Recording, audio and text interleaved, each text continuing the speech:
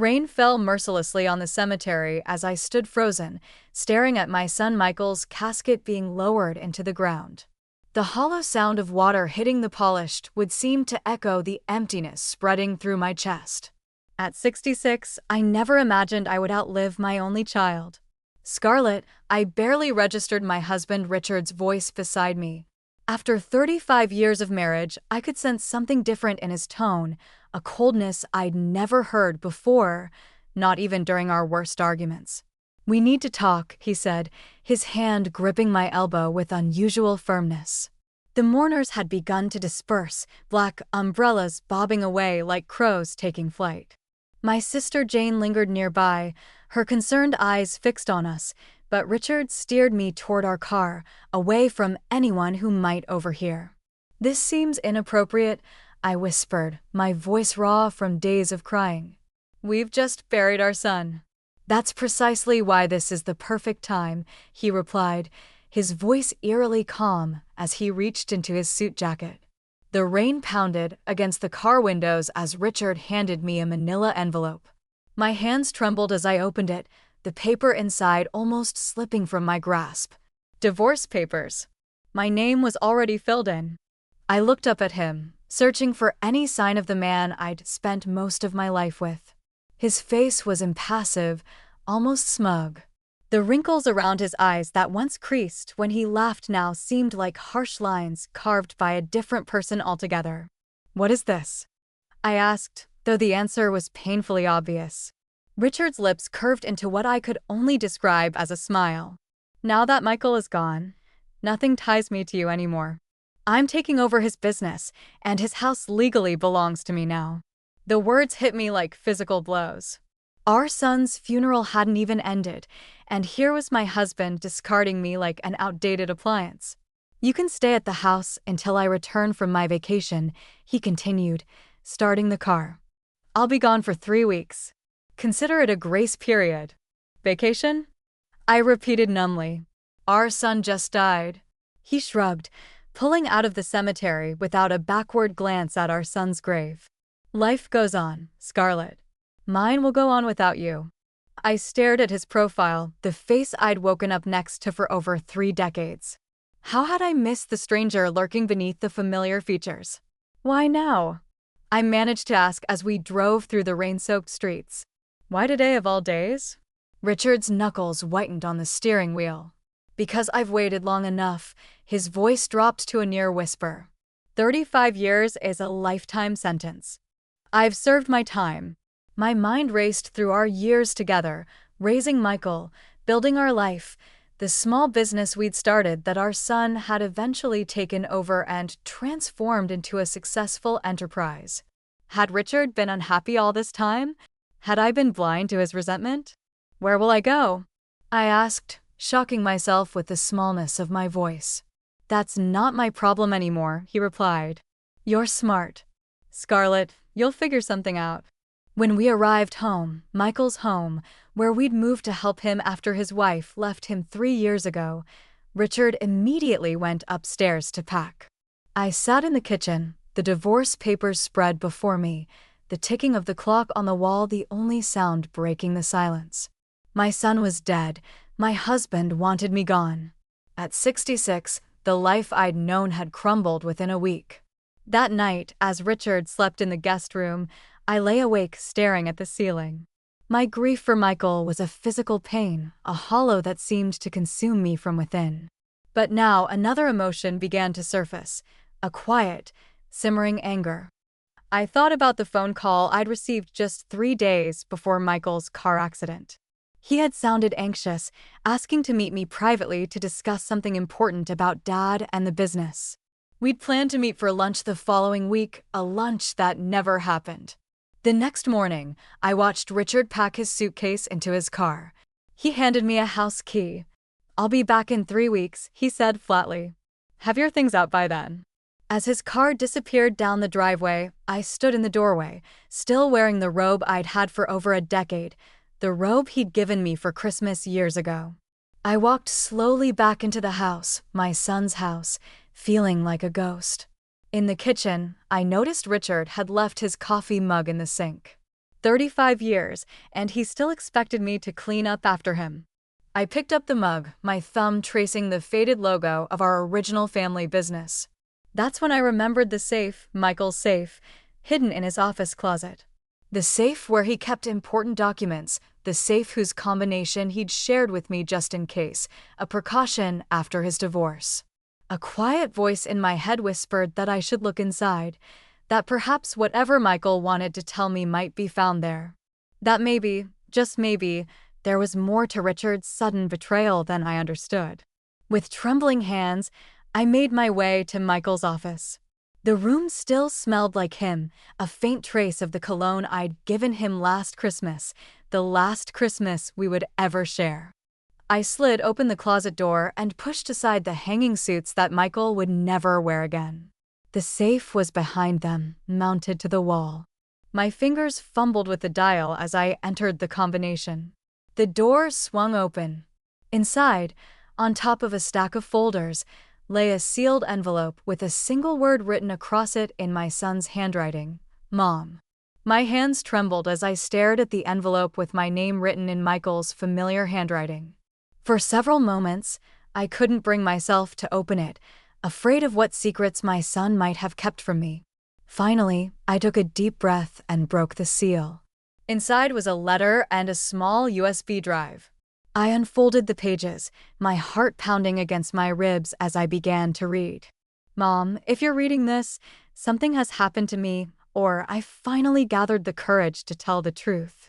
I've been debating whether to burden you with this knowledge, but you deserve to know Dad has been systematically draining money from the business for the past 2 years. At first, I thought they were accounting errors, but I've confirmed he's been moving substantial sums to private accounts.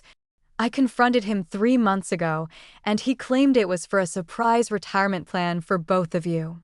I wanted to believe him, but something felt wrong. I hired a private investigator who confirmed Dad has purchased a beachfront property in Costa Rica under his name only. He's also been meeting regularly with Diane Miller, his former secretary. The USB drive contains copies of all the financial records I've gathered, including transfers to overseas accounts. I've also included recordings of conversations with Dad where he made alarming statements about starting fresh once he cuts ties with the past. I don't know what he's planning, but I'm worried about you. Please be careful. I'm meeting with our attorney next week to discuss options for protecting what's left of the company and your future. I love you, Mom. Whatever happens, remember you're stronger than you think. Michael, I read the letter 3 times, each word making the floor beneath me feel increasingly unstable. The Michael I knew had always been honest to a fault, sometimes painfully so. If he believed Richard was capable of this level of deception, there was likely truth to it. With shaking hands, I plugged the USB drive into Michael's computer. File after file of bank statements, property deeds, and email correspondences opened before my eyes. I'm not a financial expert, but even I could see the patterns, money moving from our family business to accounts I'd never known existed. Then I opened an audio file. Michael's voice came through the speakers, followed by Richard's. These transfers don't make sense for tax purposes. Where is this money actually going? You're looking at this all wrong, son. I've worked my entire life building this business. I'm entitled to securing my future, your future. What about Mom's future? This is her legacy too. Your mother has always been content to let others make decisions. That won't change now. The coldness in Richard's voice made me recoil. There were more recordings, snippets of conversations where my husband discussed freedom and new beginnings with an eagerness that turned my stomach. As morning turned to afternoon, I sat in Michael's office piecing together the truth. Richard hadn't just suddenly decided to leave me, he'd been planning it meticulously for years. Our son had discovered his betrayal and might have paid the ultimate price for it. The thought hit me like a physical blow. Was Michael's car accident truly an accident? I pushed the horrifying idea away. Even Richard couldn't be capable of that, could he? I slumped back in the chair, overwhelmed. What was I supposed to do with this information? Go to the police? Confront Richard? At 66, I'd never imagined having to untangle such treachery, especially not with. While mourning my child, my phone buzzed with a text from my sister Jane. "Checking on you. Can I come by?" Jane had always been my rock, the practical one who faced life's challenges head-on while I tended to smooth over conflicts. I needed her clarity now more than ever. "Please come," I texted back. While waiting for Jane, I explored more of Michael's files. There were photos of Richard with a woman I recognized as Diane Miller, his former secretary, who was 20 years my junior. They weren't explicitly romantic images, just lunch meetings and coffee dates, but the familiarity in their body language told its own story. When Jane arrived, her expression shifted from sympathy to alarm as she took in my disheveled appearance. "Scarlett, what's happened?" she asked, guiding me to the living room sofa. I handed her Michael's letter without a word. Her eyes widened as she read, muttering curses under her breath. "That bastard," she finally said, looking up at me. "I always thought Richard was controlling, but this is criminal." "What do I do, Jane?" My voice sounded foreign to my own ears. "I don't even know where to begin." Jane squared her shoulders in that decisive way I'd always envied. "First, we make copies of everything. Then we call Martin." Martin was Jane's son-in-law, a well-respected attorney who specialized in financial crimes. The mention of legal action made everything suddenly feel very real. "I don't know if I can handle a legal battle, Jane, not after losing Michael." "Listen to me," Jane said, taking my hands. "Richard is counting on you being too devastated and too passive to fight back. That's why he chose this moment to strike. But you need to protect yourself." I nodded slowly, remembering Michael's words, "You're stronger than you think." Over the next few days, Jane practically moved in with me. Together with Martin, we meticulously documented everything on the USB drive. Martin's face grew increasingly grim as he reviewed the evidence. "Scarlett, Richard has been emptying company accounts and moving assets out of the country," he explained during one of our meetings. "Based on what I'm seeing, he's been planning this exit for at least 3 years." 3 years. I echoed. "That's around when Michael's wife left and we moved in to help him." Martin nodded thoughtfully. "Richard may have accelerated his plans once he had direct access to Michael's home and business records." Jane, who had been pacing the room, stopped abruptly. "What about Michael's accident? Could Richard have?" I interrupted, unable to consider the possibility. "He couldn't do that." Martin's expression remained carefully neutral. "At this point, we should focus on securing your financial future. The rest, well, we'll cross that bridge if evidence leads us there." 1 week after Richard's departure, I found myself doing something I never imagined, meeting with a forensic accountant and a private investigator. The woman Richard had left behind, the accommodating wife who avoided confrontation, was being replaced by someone willing to fight.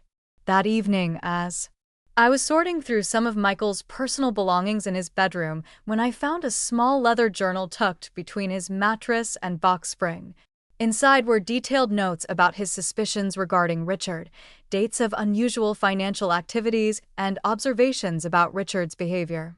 The last entry, dated just 2 days before the accident, sent a chill down my spine. "Dad seemed agitated when I mentioned the Costa Rica property today. He said I was imagining things, but his hands were shaking when I pressed him about the overseas transfers.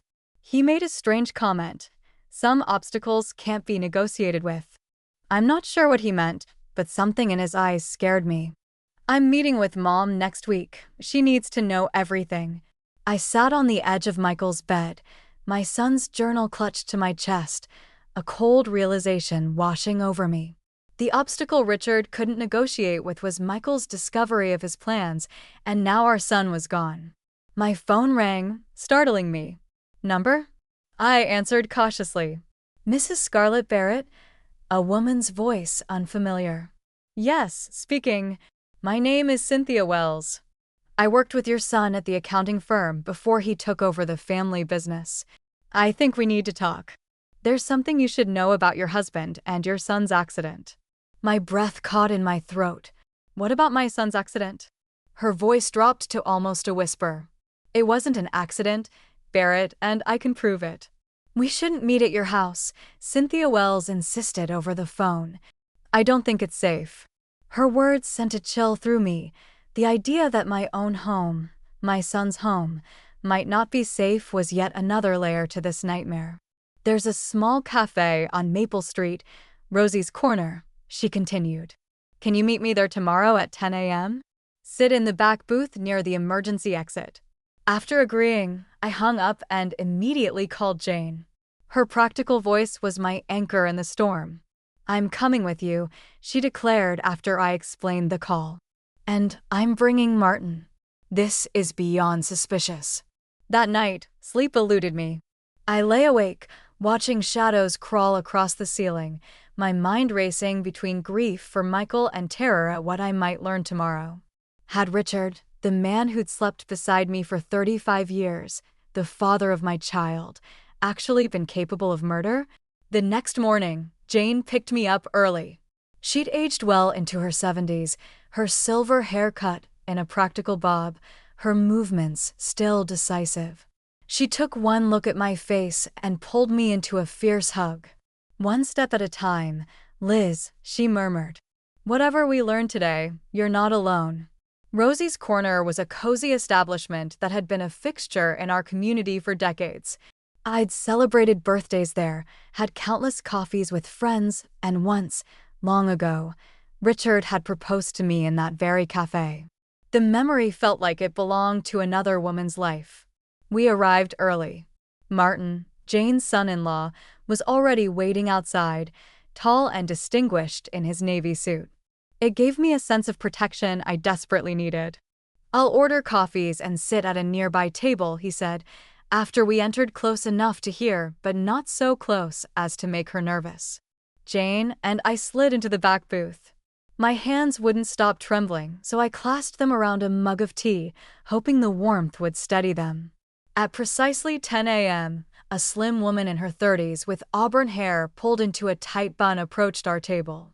Her eyes darted nervously around the cafe before she sat down. Mrs. Barrett, she asked quietly. When I nodded, she continued, "Thank you for meeting me. I've been debating whether to come forward since it happened. You said Michael's death wasn't an accident." I prompted when she hesitated. Cynthia reached into her bag and pulled out a manila folder.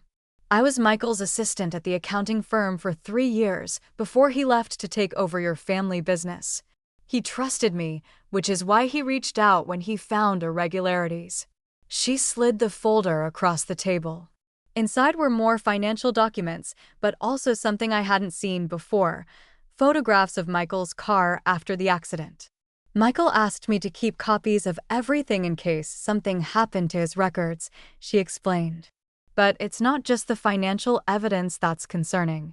She pointed to the accident photos. Look at the brake line. See this clean cut? That's not consistent with an accident or normal wear and tear. Jane leaned forward, her eyes narrowing. Are you suggesting the brake line was deliberately cut? Cynthia nodded grimly. The police report listed it as a tragic accident, brake failure on a curve. But Michael had his car serviced just 2 weeks before. He was meticulous about maintenance. My chest tightened. Did you take this to the police? I tried. I spoke to Detective Ramirez, but the next day my apartment was broken into. Nothing was taken except my laptop and the original copies of these documents. The implications hung heavily in the air. If Richard had orchestrated Michael's accident, how far would he go to cover his tracks? There's more, Cynthia continued. The night before his accident, Michael called me. He was agitated, said he'd confronted your husband again about the missing funds. He told me Richard had made a threat, not directly, but implied something about removing obstacles. The phrase matched what I'd read in Michael's journal. My stomach turned. Why would Richard do this? Jane asked, her voice tight with anger. Michael was his son. Cynthia hesitated. Money, partially. But I think it was also about pride. From what Michael told me, your husband couldn't stand the idea of being exposed, especially by his own son. As she continued sharing details, a numbness spread through me. The Richard she described, calculating, ruthless, narcissistic, seemed a stranger to me. Yet glimpses of that man had always been there, hadn't they? The controlling behavior I'd dismissed as protectiveness, the financial decisions he'd made without consulting. What should I do? I finally asked, my voice barely audible. Martin, who had been listening from nearby, joined our table. First, we need to secure this evidence properly. Then we approach a different police department, maybe state investigators who won't be easily influenced if Richard has local connections. You need to be careful, Cynthia warned. If Richard realizes you're investigating, you could be in danger too. Her words should have terrified me, but instead, a strange calm descended. Michael was gone. Richard had betrayed me in the most fundamental way possible. I had nothing left to lose. I've spent my entire adult life avoiding conflict, I said slowly, always smoothing things over, keeping the peace. But not anymore. That afternoon, Martin arranged for me to meet with a state investigator. Detective Sarah Blackwell was a no-nonsense woman with intelligent eyes and a reputation for integrity. She listened carefully as I presented the evidence, taking detailed notes. Mrs. Barrett, these allegations are extremely serious, she said when I finished. Financial crimes are one thing, but vehicular homicide is another entirely. We'll need to move carefully. Will you investigate Michael's accident? I asked. She nodded. We'll petition for the car to be re-examined and look into the financial angle as a possible motive. But I need to be honest with you. Your husband has a 2-week head start. If he's left the country, he's coming back, I said with certainty. In 3 weeks. He needs to officially take control of Michael's business and house. The transfer paperwork isn't complete. Detective Blackwell's eyes narrowed thoughtfully. Then we have a window of opportunity. The next few days passed in a blur of legal meetings and police interviews. Jane insisted I stay with her rather than remain in Michael's house alone. Just until we know you're safe, she argued. I didn't resist. The house held too many ghosts now, Michael's absence, Richard's betrayal, my own blind trust. 10 days after Richard's departure, I received an email from him, the first contact since he'd left me standing in the driveway. Scarlett, I trust you're making arrangements as discussed. I'll return on the 27th and expect the house to be vacant except for my belongings. My lawyer will contact you regarding the final divorce settlement. I'm being more than generous considering the circumstances. Richard made no mention of our son, no acknowledgement of our shared grief, just cold, practical details as if we were dissolving a business partnership rather than a 35-year marriage. I forwarded the email to Detective Blackwell, who confirmed they would have surveillance in place when Richard returned. But the waiting was unbearable. You need something to focus on, Jane said one evening as we sat in her garden, something besides Richard and the investigation. She was right. I'd spent decades being Richard's wife, Michael's mother. Without those roles, who was I? The next morning, I drove to our original farm. I told her I'll meet with Richard when he returns. Are you certain? She asked. It could be dangerous. I'm certain, I replied, surprised by the steadiness in my voice. It's time I stopped hiding from confrontation. We arranged for technicians to set up surveillance in Michael's house the following day. The plan was for me to return there, making it appear as if I'd never left, as if I were still the same passive Scarlett that Richard expected to find. As the day of Richard's return drew closer, a strange sense of calm settled over me. Detective Blackwell had coached me on what to say and how to behave. Play vulnerable, appear defeated, don't push for information. Before Richard's scheduled arrival, I returned to Michael's house. It felt different now, knowing it was under surveillance, knowing that in less than 24 hours I would come face to face with a man I no longer recognized. I moved through the quiet rooms, touching Michael's belongings, drawing strength from the memory of my son. In his office, I opened the safe once more and removed a small item I'd discovered among his personal effects, a voice recorder disguised as a pen. Detective Blackwell had her official surveillance, but I wanted my own insurance. That night, I slept in Michael's room, surrounded by his things. As dawn broke, I stood before the mirror studying my reflection, a 66-year-old woman with silver-streaked hair and tired eyes. But behind that familiar face, I saw something new emerging: determination. My phone chimed with a text message. It was from an unknown number. "Flight landed early. We'll be home in 1 hour. Have your things ready." Our Richard was returning sooner than expected. I texted Detective Blackwell immediately, my hands trembling slightly. Her response came quickly: "Stay calm. Officers in position. Remember the plan." I dressed carefully in clothes Richard would expect: conservative, understated. I activated the pen recorder and slipped it into my pocket. Then I sat in the living room waiting, my heart pounding so loudly I was sure it would give me away. At precisely 8:17 a.m., I heard the sound of a car in the driveway. He was home. The sound of Richard's key in the lock sent my heart racing. I remained seated, hands folded in my lap, the picture of submission he would expect. The recording pen weighed heavy in my pocket. He entered with the confidence of a man who believed he'd already won. Tanned from his vacation, he looked younger, more vital than when he'd left. The contrast between his sun-kissed appearance and my grief-worn face couldn't have been starker. "Scarlett," he said, nodding curtly as he set down his suitcase. "I see you're still here." "I needed time to make arrangements," I replied, my voice carefully modulated to hide the rage simmering beneath. Richard moved through the living room, examining things, touching Michael's possessions with a proprietary air that made my skin crawl. "Have you signed the divorce papers?" "Not yet." I kept my eyes downcast, playing the role of the defeated wife. "I don't understand. After 35 years, why now? Why on the day we buried our son?" He sighed with exaggerated patience. "There's never a good time for these things." Michael's passing simply accelerated my timeline. "Your timeline?" I echoed, letting a tremor enter my voice. "You had this planned all along?"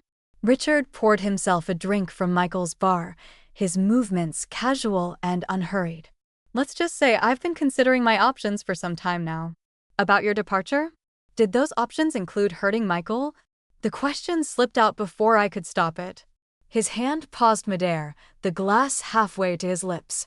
For a split second, something flickered in his eyes: surprise, perhaps even fear. Then his expression smoothed over. "What an absurd question." His voice was measured and controlled. "Our son died in a tragic accident." "I'm grieving too." I watched him sip his drink, not a hint of that alleged grief visible on his face.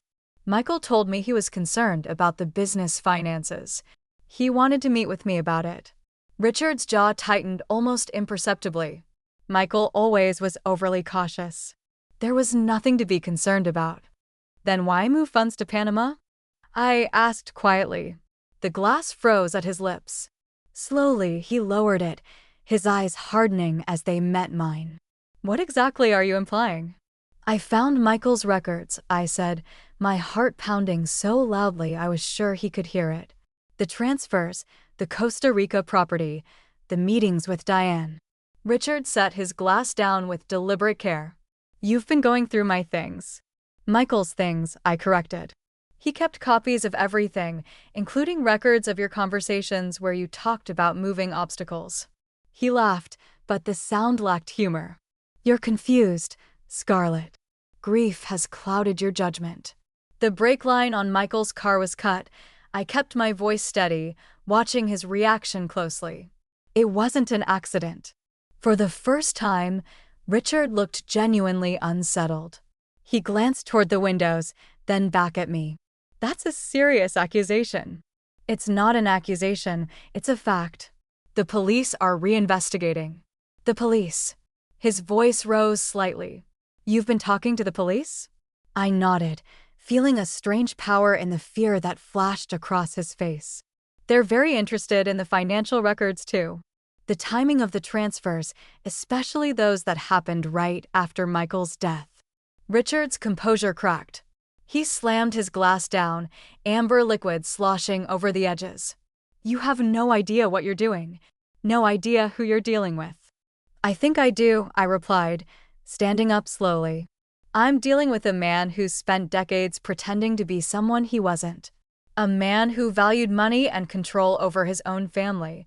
He moved toward me, his face contorted with anger. You think you can threaten me after all these years of me carrying you? You'd be nothing without me, Scarlett. Nothing. Did you kill our son, Richard? I asked, the direct question hanging in the air between us. He stopped, his breathing heavy. You've lost your mind. Answer the question. Did you tamper with Michael's car because he discovered what you were doing? A dangerous smile spread across his face. Prove it. In that moment, looking into the cold eyes of the stranger before me, I realized the extent of my blindness. This man, this monster, had shared my life for 35 years, and I had never truly known him. Why? I whispered. He was your son, he replied. He was becoming a problem. Richard hissed, stepping closer. Just like you're becoming a problem now.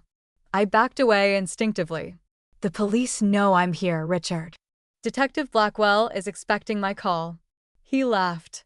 Your word against mine, Scarlett. Who do you think they'll believe? The respected businessman or the emotionally fragile widow? They'll believe the evidence, I replied, reaching into my pocket. Richard's eyes widened as I pulled out the recording pen. You recorded this? Before I could respond, he lunged for it. I turned to run, but he grabbed my arm with bruising force, spinning me around. His face was transformed by rage, all pretense of civility gone. Give me that, he snarled, reaching for the pen. We struggled, his strength surprising me. The pen fell from my grasp, skittering across the hardwood floor. Richard shoved me aside, sending me sprawling as he moved to retrieve it. It's over, Richard, I managed, trying to regain my footing. He towered over me, the pen clutched in his fist. You're right about that. As he advanced toward me, his intent clear in his eyes, the front door burst open. Detective Blackwell entered, weapon drawn, flanked by 2 officers. Richard Barrett, you're under arrest for the murder of Michael Barrett and financial fraud, she announced. Richard froze, his face a mask of disbelief. This is ridiculous. She's setting me up. As the officer handcuffed him, Detective Blackwell helped me to my feet. Are you all right, Mrs. Barrett? I nodded, watching as the stranger who had been my husband for 35 years was led away, still protesting his innocence. We heard everything through the surveillance, she assured me, and we have the financial records. He won't get away with this. As Richard was escorted past me, he leaned in, his voice a venomous whisper. This isn't over, Scarlett. But looking into his eyes, I knew the power he had held over me for decades had evaporated. Standing in the doorway of my son's home, watching the police car drive away with Richard in the back seat, I felt something unexpected amid the grief and trauma, freedom. My phone rang. Jane, it's done, I told her. They've arrested him. Thank God, she breathed. Come home now, Liz. You've done enough for today. As I turned to leave, my gaze fell on a photograph of Michael on the side table, my beautiful boy smiling brightly, unaware of the betrayal that awaited him. I did it, Michael, I whispered to his image, but this is just the beginning. Little did I know how right I was. Richard's final threat wasn't empty. He had one last devastating secret that would turn my world upside down yet again. The weeks following Richard's. His arrest passed in a blur of police statements, meetings with prosecutors, and legal paperwork. My husband, soon-to-be ex-husband, was denied bail, deemed both a flight risk and a potential threat to me. The evidence against him mounted, forensic proof of tampering with Michael's car, financial records showing systematic theft, and most damning of all, his own recorded confession. Yet amid the chaos, I found moments of unexpected peace. Jane had become my constant companion, her steadfast presence a reminder that I wasn't alone. Martin handled the legal complexities with compassion and skill, shielding me from the worst of it. 1 month after Richard's arrest, I was sorting through Michael's papers when Detective Blackwell called. "Mrs. Barrett, we found something you should know about," she said, her voice unusually gentle. "Could you come to the station tomorrow?" The next morning, Jane drove me there, her hand squeezing mine reassuringly as we entered the building. Detective Blackwell led us to a private conference room where a middle-aged man in a suit waited. "This is Nathan Reynolds from the Insurance Fraud Division," she introduced. "Mrs. Barrett," he began, "in the course of investigating your husband's finances, we discovered several life insurance policies, 3 to be exact." I nodded. Michael and Richard both had policies. It was standard practice for business owners. "Yes, but there's a third policy we believe you weren't aware of," Reynolds continued, "a policy on your life taken out by your husband 5 years ago." The words hung in the air as their meaning sank in. "The payout is substantial. $2 million, he added. "But I'm alive," I said, confusion clouding my thoughts. Detective Blackwell leaned forward. "We believe that was about to change, Mrs. Barrett. Your husband returned early from his trip before our surveillance was fully in place. In his luggage, we found a vial of potassium chloride, untraceable in an autopsy. If administered correctly, it would have appeared like a heart attack." The room tilted momentarily. Jane's arm went around my shoulders. "His plan was comprehensive," Reynolds continued. "After Michael discovered the financial irregularities, Richard accelerated his timeline. He needed to eliminate Michael, divorce you, and then stage your death. I finished, the horrifying truth crystallizing, to collect the insurance before disappearing to Costa Rica. My son hadn't been the only target. I had been next." Later that evening, sitting in Jane's garden, I felt strangely calm. The enormity of Richard's betrayal had reached a point where additional revelations no longer had the power to shock me. "What will you do now?" Jane asked, handing me a cup of tea. I looked up at the evening sky, watching as stars began to appear. 3 months later, on a crisp autumn morning, I stood outside the courthouse where Richard's trial had just concluded. The verdict: guilty on all counts, including first-degree murder. The sentence: life without parole. I hadn't attended the sentencing.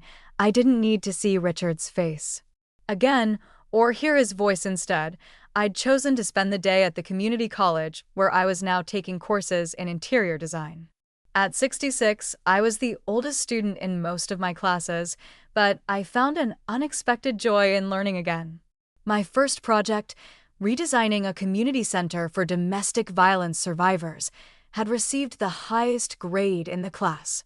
As I walked across the campus, phone calls and messages of support poured in. The insurance money from Michael's policy had been released now that the trial was over. Combined with my portion of the business assets that had been recovered, I had more financial security than I'd ever expected at this stage of life. But it wasn't money that gave me purpose. It was the future I was building, a future Richard had never imagined I was capable of creating. That evening, I'd hosted a small gathering at my new apartment. Jane was there, along with Martin and his family. Cynthia Wells came too, the brave young woman whose testimony had been crucial in Richard's conviction. Detective Blackwell stopped by briefly, bringing a bottle of wine and a genuine smile. "To Michael," I said, raising my glass and toast, "who protected me even after he was gone, and to you, Scarlett," Jane added, "who found the courage to fight back." As my guests chatted around me, I slipped away to the balcony. Below, the city lights twinkled against the gathering darkness. Somewhere in those lights were other women trapped in relationships built on control and deception, women who, like me, might one day need to find their voice and their strength. In the morning, I would meet with a foundation that supported older women rebuilding their lives after loss or divorce. They'd asked me to share my story to help others who might be facing similar challenges. My story, not as Richard's wife or even as Michael's mother, but as Scarlett Barrett, a woman who at 66 had finally discovered who she truly was. The night air was cool against my skin as I looked up at the stars. For the first time in decades, the future wasn't something to fear or endure. It was something to embrace.